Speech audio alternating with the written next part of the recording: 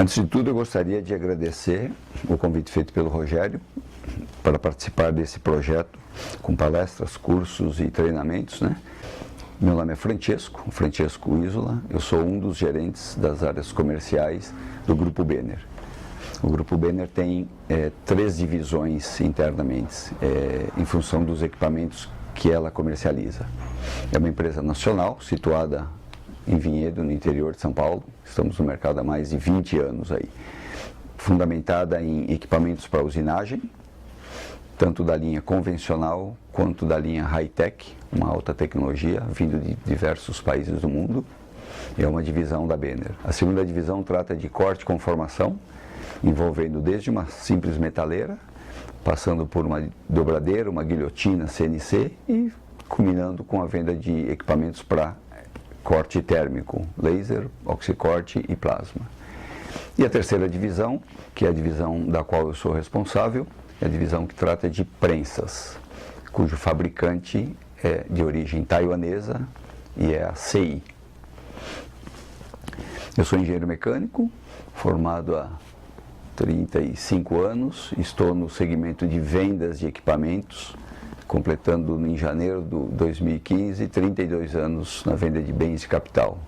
Já passei por vendas de máquinas de sopro no segmento plástico, por máquinas de corte térmico no segmento metal mecânico, com oxicorte, plasma, laser, e o não térmico, que é um jato d'água, e mais aproximadamente 20 anos no ramo de vendas de prensas, né? Sempre com vendas de bens de capital.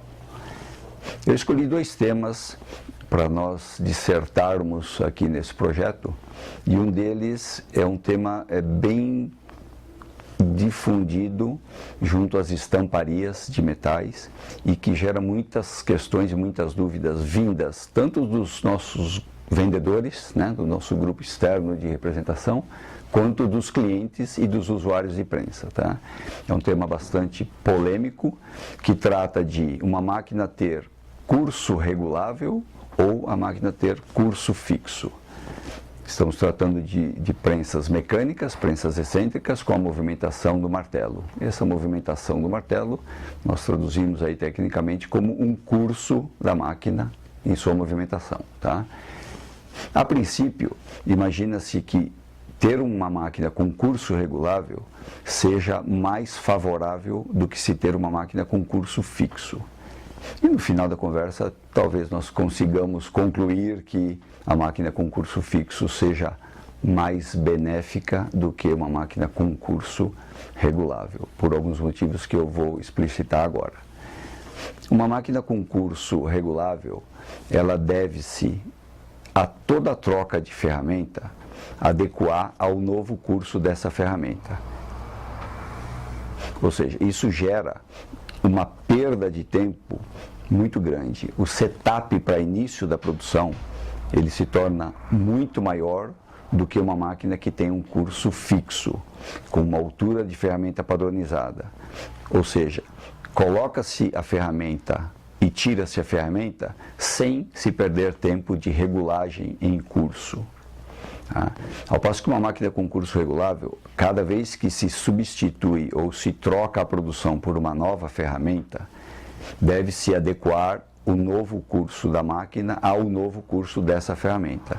E com isso tem um trabalho muito grande, muito pesado, que requer atenção dedicada do operador, do preparador da máquina, e com isso automaticamente muita perda de tempo. Deve-se fazer a extração da bucha excêntrica, girar a bucha excêntrica para atingir o novo curso que a ferramenta exige.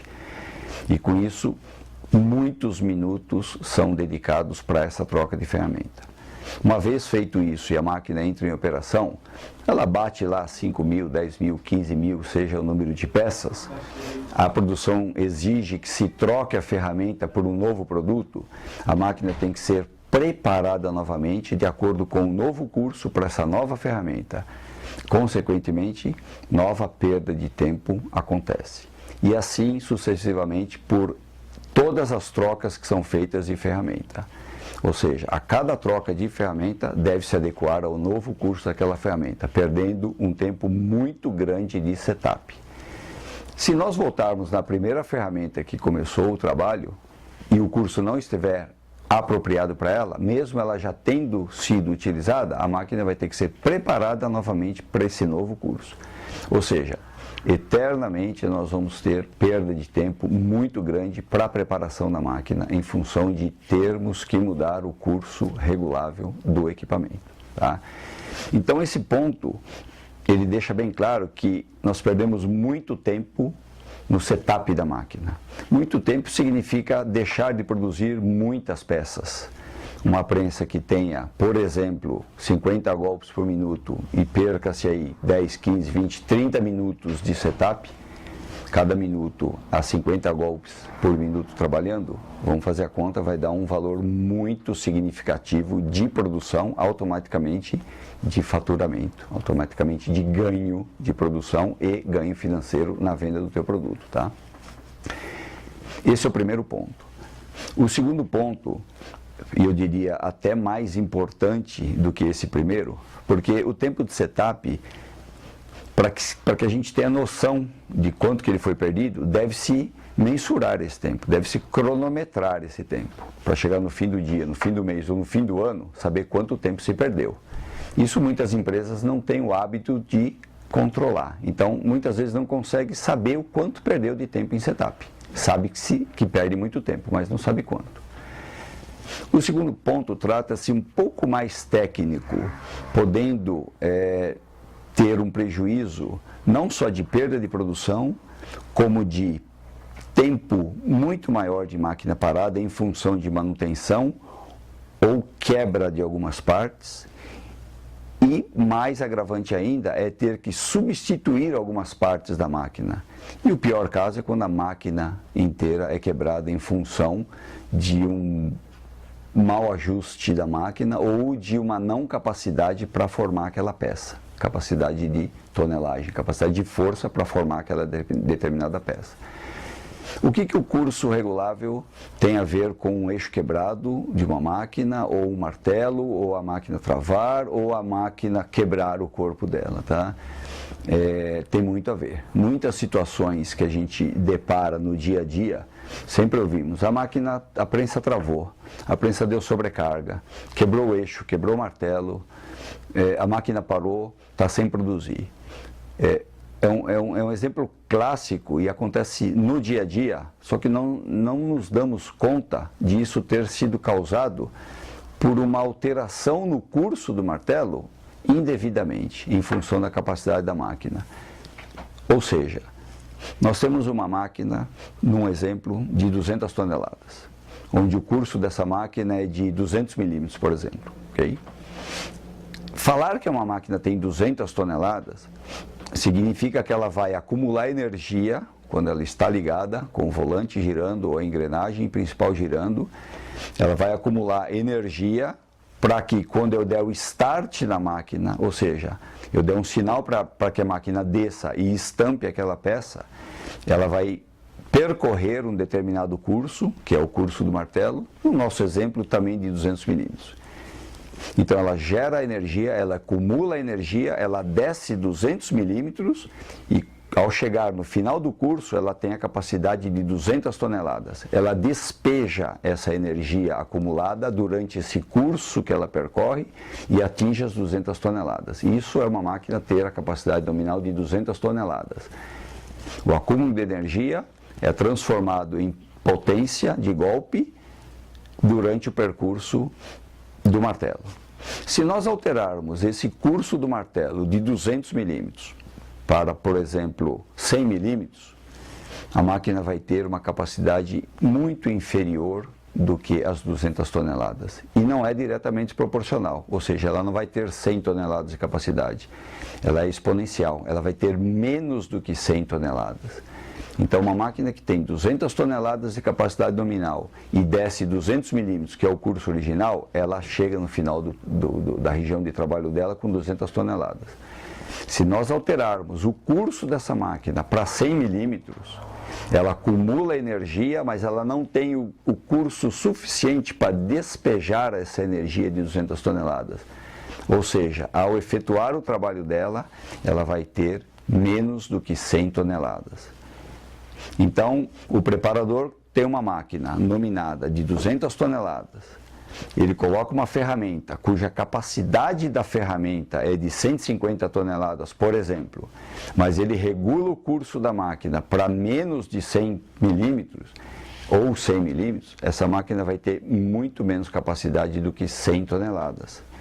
Então a dúvida fica, a máquina tem 200 toneladas, está escrito lá, está nominado lá, a ferramenta sabe-se que tem 150 toneladas, e ela não consegue efetuar o trabalho, ou ela efetua o trabalho muito próximo do limite dela, que pode gerar uma sobrecarga, uma quebra de eixo, uma quebra de martelo, ou simplesmente travar a máquina, em função de ela não ter a capacidade nominal dela, devido a não ter percorrido o curso original da máquina.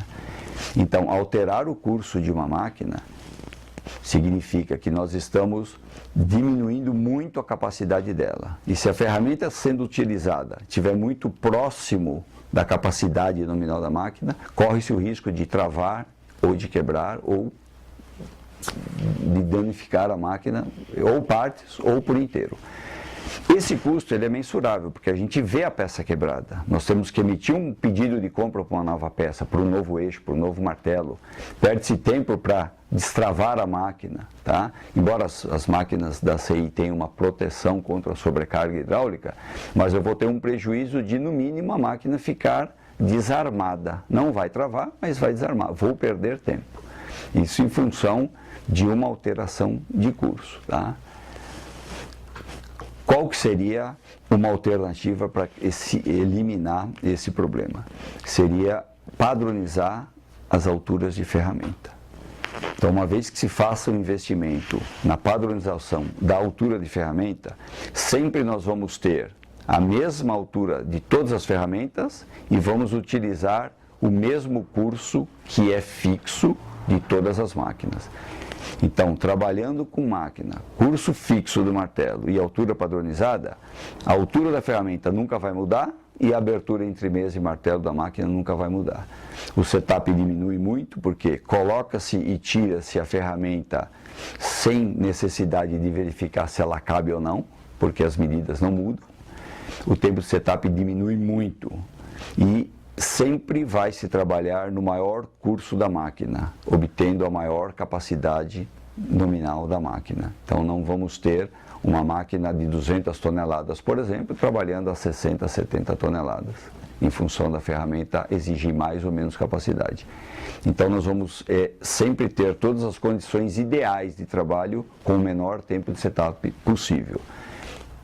Por isso que nós temos máquinas colocadas no Brasil já há décadas e décadas, onde eu não tenho uma quebra de eixo, eu não transmito sobrecarga para a máquina. E uma das formas de se transmitir sobrecarga para a máquina, fora as convencionais, que é de bater duas peças ou de esquecer um calço, é de uma má regulagem no curso. Trabalhar num curso onde não tem a energia gerada para efetuar aquele trabalho de prensa.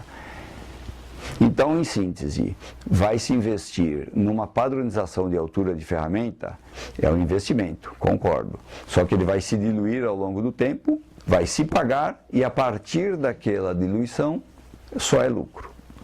E o curso regulável da máquina sempre vai ter que se ficar mexendo, sempre vai se perder tempo em setup. Daqui um mês, daqui um ano, daqui 10 anos, daqui a 100 anos, seja quanto tempo existir essa ferramenta com essa máquina com curso regulável. Isso não tem retorno. Deixamos o segundo ponto para se referir às prensas servo, né? As prensas servo acionadas. É uma novidade no mercado nacional, no nosso mercado brasileiro, inovando as suas tecnologias. Não é tão novidade no mercado internacional, europeu e asiático, principalmente. Mas aqui vamos tratar do nosso mercado caseiro, onde nós já passamos algumas etapas por máquinas convencionais, por prensas convencionais, excêntricas, mecânicas. Evoluímos um pouco com as máquinas chamadas de link drive, que elas efetuam uma movimentação quase que parecida com uma prensa hidráulica, onde ela desce o martelo com uma velocidade rápida. Durante a região de trabalho ela ela trabalha um pouco mais lento, reduz a velocidade e tem um retorno rápido, mesmo sendo uma máquina mecânica, uma máquina excêntrica.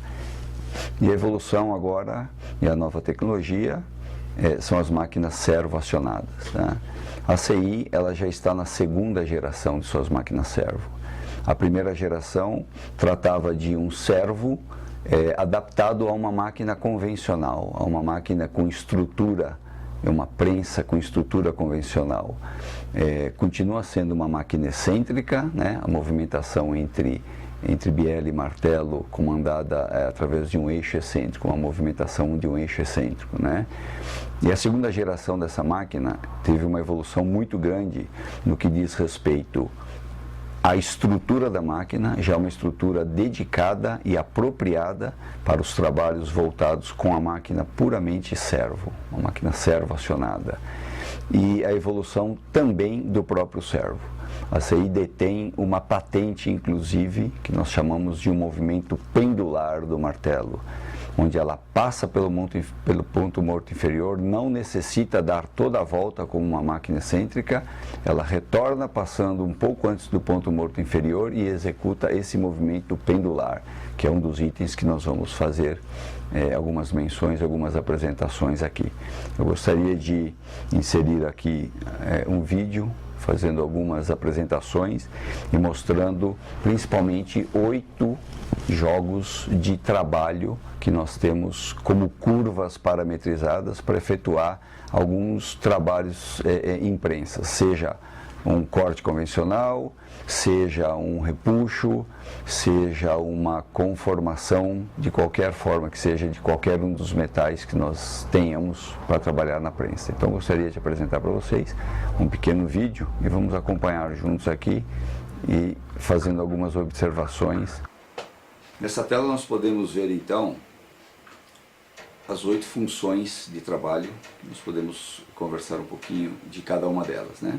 Algumas são em duplicidade, apenas velocidade e movimentação, mas vale a pena fazer algum comentário. E a última tela, que nós chamamos de free, ela justamente deixa uma versatilidade não só da máquina, quanto da forma de trabalho em função da ferramenta, em função da peça que o cliente tem.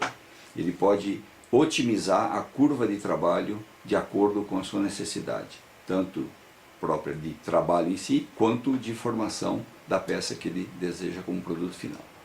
Passando aqui pela primeira tela, que nós chamamos de crank, isso significa uma movimentação de uma máquina convencional. Como eu disse, é uma máquina servo, que trabalha ainda com um eixo excêntrico. A diferença é que nas máquinas convencionais, nós temos o motor, uma polia, que gera o movimento por um eixo intermediário, que está acoplado numa engrenagem principal que movimenta o eixo excêntrico. Na máquina servo, nós vamos eliminar a embreagem de acoplamento e nós vamos eliminar o volante de movimentação do pinhão para gerar energia na máquina. Ou seja, o servo ele é acoplado direto no eixo intermediário da máquina. O que isso significa? Eu tenho comando direto do servo em cima do eixo da máquina. Eu posso descer a máquina, eu posso subir a máquina, eu posso parar o tempo que eu quiser da máquina, eu posso pré-determinar esses movimentos da máquina, isso tudo comandado através do servo. Eu posso fazer o martelo descer ou subir e parar por um determinado tempo que eu queira, em função do trabalho que eu estou executando. Se eu tiver que efetuar uma dobra e eu tenho que memorizar essa dobra, então eu consigo fazer com que o martelo desça, efetue a dobra da peça, espere um pouco e retorne, evitando assim aquele spring back, ou seja, da peça abrir novamente. Se eu tiver que fazer um repuxo um pouco mais profundo, o que é difícil e quase impossível numa máquina convencional, porque a tendência de uma máquina convencional é ter um movimento totalmente mecânico. Ela desce, executa o trabalho e volta. Isso faz com que, ao executar um repuxo, ela tende a cortar a peça e não repuxar, e não estirar o material. E com a servo eu tenho esse controle.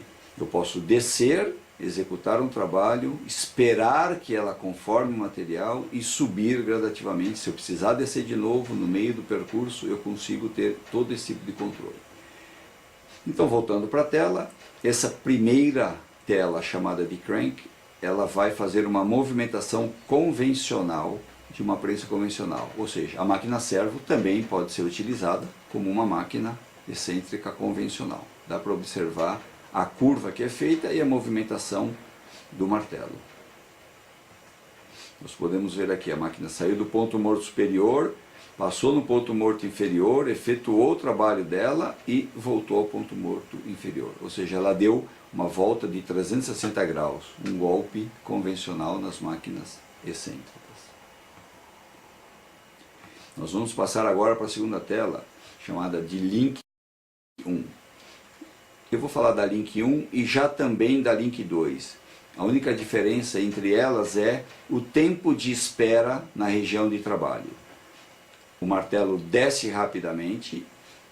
Quando ele está na área de atuação de trabalho, de conformação, ele trabalha lentamente, faz efetivamente o trabalho que está destinado a fazer, seja de dobra ou de repuxo, de conformação, e volta rapidamente. Ela completa o ciclo inteiro. Ela sai do ponto zero, passa pelo 180 e volta no 360, ou ponto zero inicial de novo.